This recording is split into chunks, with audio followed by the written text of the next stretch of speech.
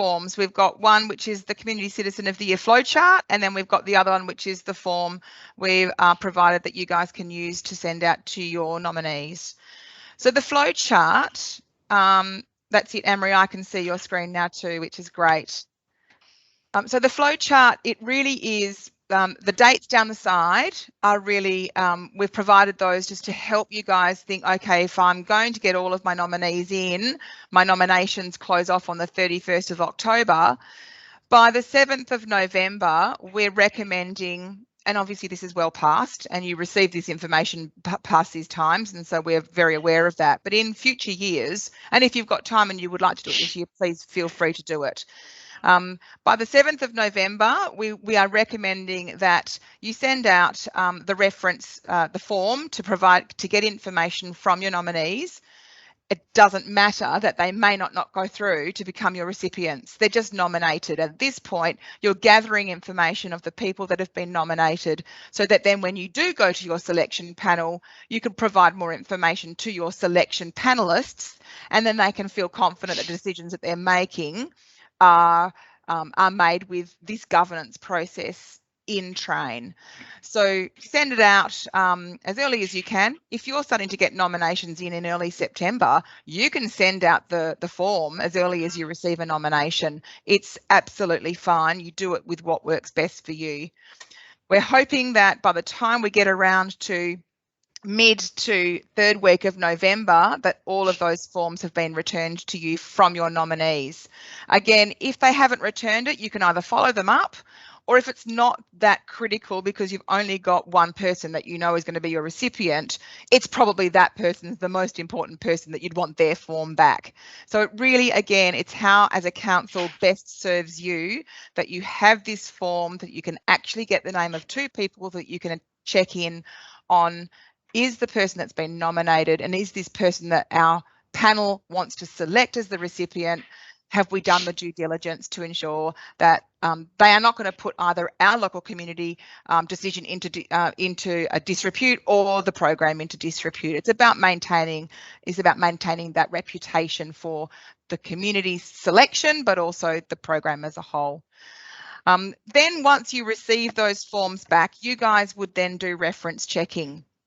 And you would only really probably want to reference check the people that are your recipients. You don't reference check every single nominee because you don't need to. It's only for those people that ultimately you're going to want to call out on the day as your recipients. So once those recipients have been reference checked, you send those names of your recipients back to us. And that's when we take over and we start processing your certificates and make sure that your medallions are all distributed to you well in time for your Australia Day Citizen of the Year award. The finalists and recipients, I understand, you invite them also at the same time that you submit back to us your recipients, you would invite them to your event. For those of you that do, for those of you that don't and you just hope that they show up, I'm not sure how you work that, but that's that process that you would engage with your community to get people come along to your awards event. And at the same time, and it doesn't need to be exactly the same time, but certainly something we have learned during the process with the Australian of the Year, if someone's been advised and congratulated, you've been nominated for an award, please fill in this form and send it back to us. It's really good to let them know that they have not, in this instance, if they're not your successful recipient, it's a nice thing to do to let them know that in this instance, we haven't taken you forward in the program. Now, again, that is a very council-specific way of working. You may already do that, I'm not sure, but that's just what is done with the Australian of the Year Award. So we wanted to share with you that that is a process that we undertake as well with the Australian of the Year. Now, flipping over to the actual form itself, we've put this in as a form that people can either fill out online electronically. Thank you, Jenny, for making that a fillable form. But for those in your community who don't do it online, they can print it, they can write it fill it in, and they can post it back to you. Of course, the old analog way is perfectly acceptable, but that's your form for you to provide, for you to get the information. We would love for you to provide when you send when you send back to us your recipients. We would also really welcome having this information. It's really great for us to understand the types of people that are being recognised in the community. You already send us their name and a little bit of a blurb about why they've been selected, but also we are doing a lot more reporting to government, and the governor is our patron, and from time to time they also want to understand, you know, what percentage of people being recognised maybe are from an Aboriginal or Torres Strait Islander background, or what percentage of people would claim themselves to be a migrant or a refugee or someone that's recently arrived or with English as their second language. It's just really lovely to understand the types of people in community that are being recognised in the program. So that's why the information's on that form. Again, we would be so grateful if we were able to collect that information or ask your nominees to fill it in and then shoot those back to us. But it's important that you also keep a copy, because you'll be calling and doing that reference checking from your end. So look, that's kind of it, guys. We've got lots of questions, I'm sure, and Anne-Marie, you could probably drop that screen share now, and maybe we can get people to come off mute and start firing. There's going to be loads of questions, so maybe fire away, and we'll do our best to answer, to give you some good guidance on how it might work this year, when we're kind of in a bit of a hybrid state of introducing this new governance system. So are there any questions from anyone? Just remember that you are all on mute, so please do take yourselves off mute.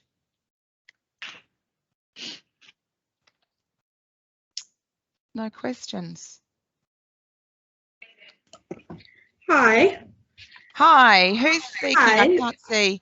This is Paris. I'm from the Shire of Derby, West Kimberley. I was just wondering, can I find a copy of the flowchart on the website, or was that emailed to us? It was emailed, but yes, we can. Jenny, you have we can drop this into the what's it called? It already is. Yep. It already is. So I'll probably just it's just in your toolkit. So if you log into your toolkit with your password consoles 2022, you'll be able to access it. Yeah. Okay. No worries. Thank you. Thank you. Great question. Are there any other questions from anyone on the call?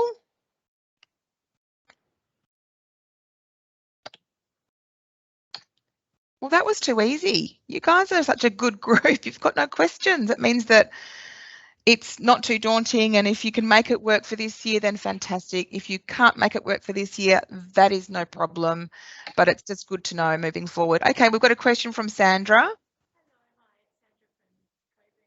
Go, Sandra, just take yourself off mute if you're on mute. Can't hear you, Sandra. I think you might still be on mute. Where are you?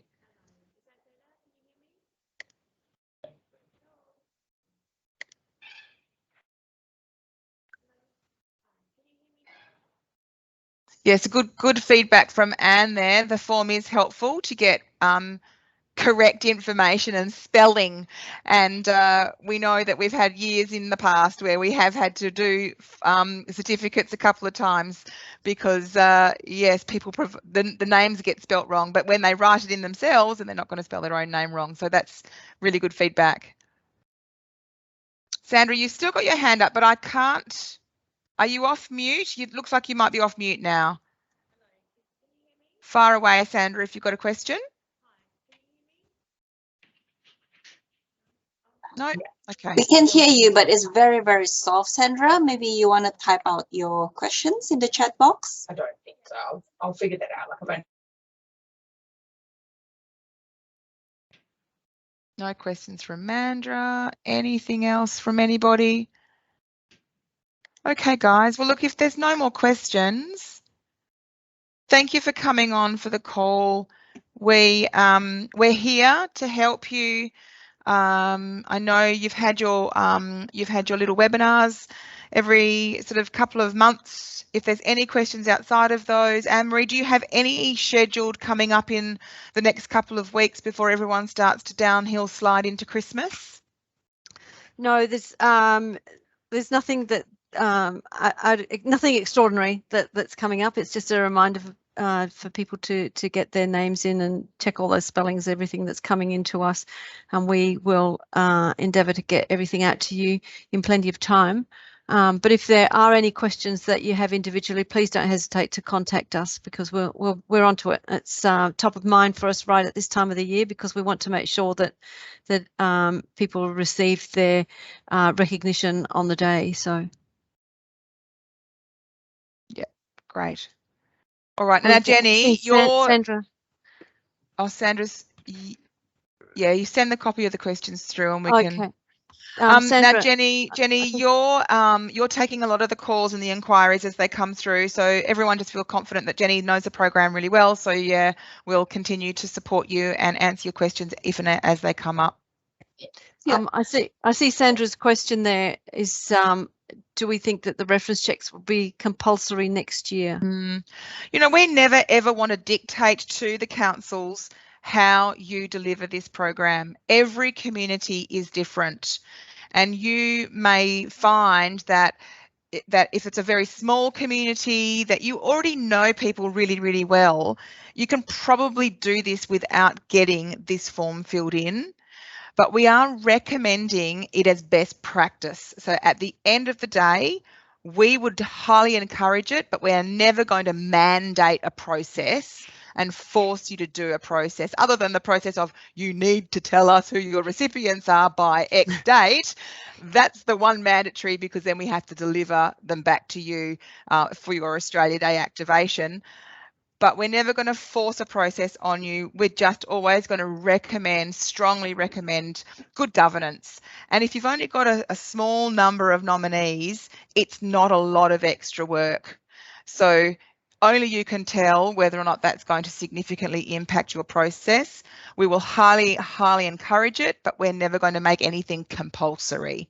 So hopefully that gives you a bit of peace of mind that we don't want to add extra work that doesn't serve It has in the past. We've come, not unstuck necessarily, but occasionally it might be one every 2 or 3 years, and something will be brought to our attention, and we have to go back to the council. So it's just that real belts and braces approach to things to make sure that you're covered by everything that you possibly can be. It's just so that you've got those records to go back on for yourself. Yep. Great. All right, well, thank you so much. Thank you for those of you who jumped on and joined the call. And as I said, we will be here if you have any more questions out of the session. Cool. Thank you. Right. Thanks, guys. See ya.